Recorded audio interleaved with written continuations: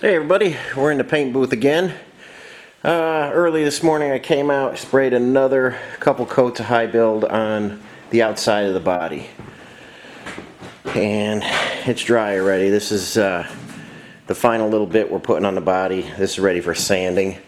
Tom actually came over on Thursday and helped me do a little bit of sanding. We got the hood in good shape.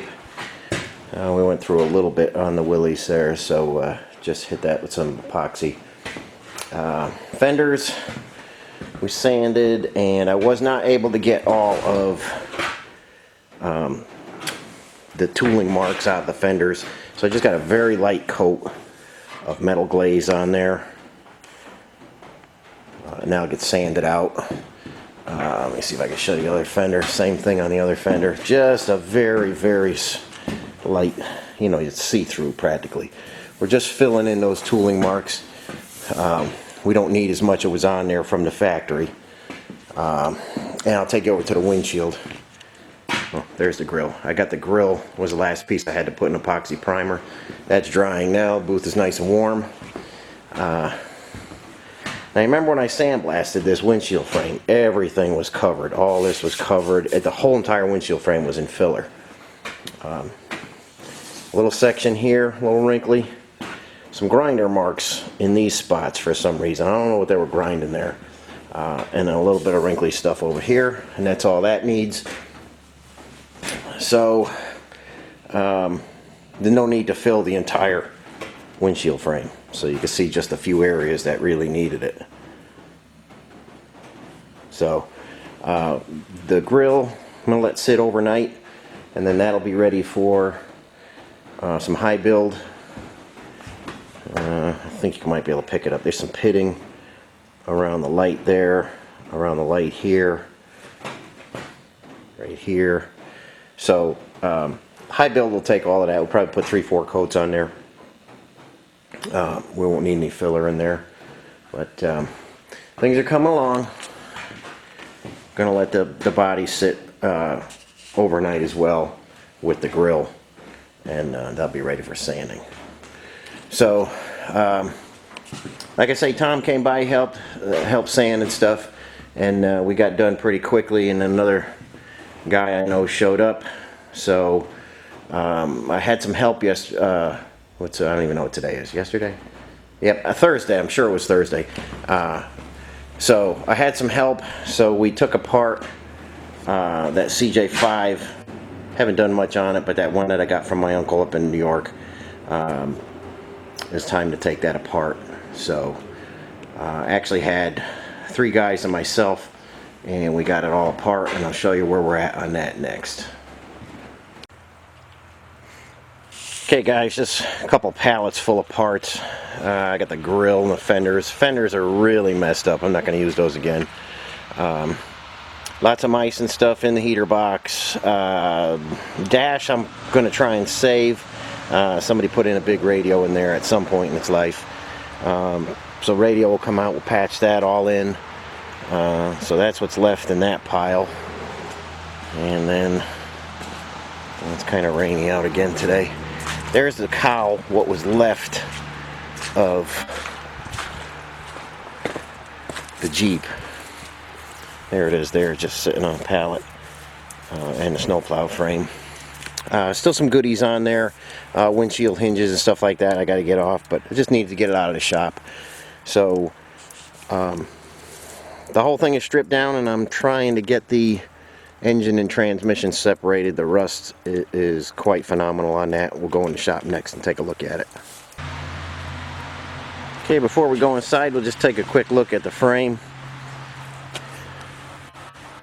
Let's see if you can see down at that shackle. Could not budge any of the bolts in the shackles, so I had to cut the shackles to get the springs and the axles out. Otherwise, not in too terrible shape. Front bumper is wrinkled up a little bit.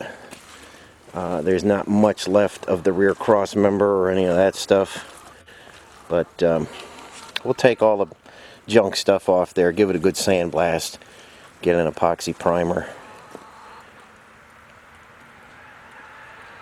And there it is.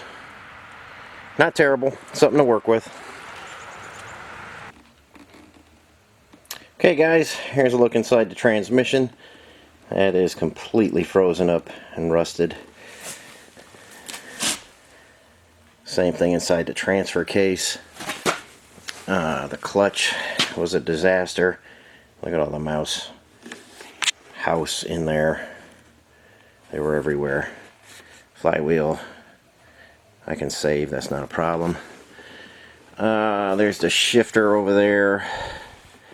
I'm gonna try and save that. I can't get it actually working right now, but I'm gonna get that soaking. And I've tried to roll the engine over unsuccessfully. So the engine is stuck. And I was kind of figuring that. But hopefully it won't be too terrible in there. But I've got to get everything on a stand and out of the way here, because probably the next nice day, see, I'll get that engine hanging from the lift. On the next nice day, I'm probably going to sandblast that scrambler frame and get working on that, because the axles are almost done and I need the lift. So I'll get the engine on a stand today and put the transmission transfer case somewhere. Everything's got to come apart, and I know it's just going to be a bear to get everything apart, so we'll put that and fight that another day. So that's where I'm at so far on this project.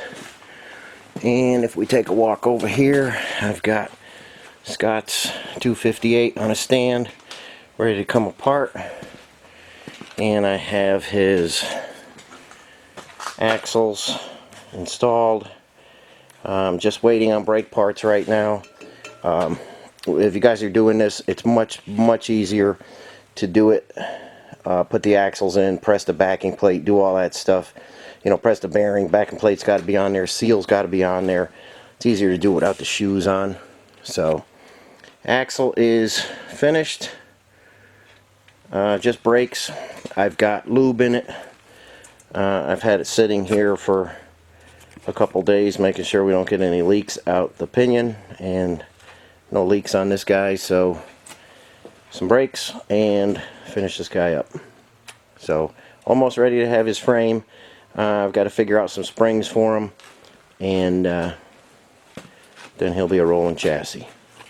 So more to come. Just wanted to bring an update on that CJ5.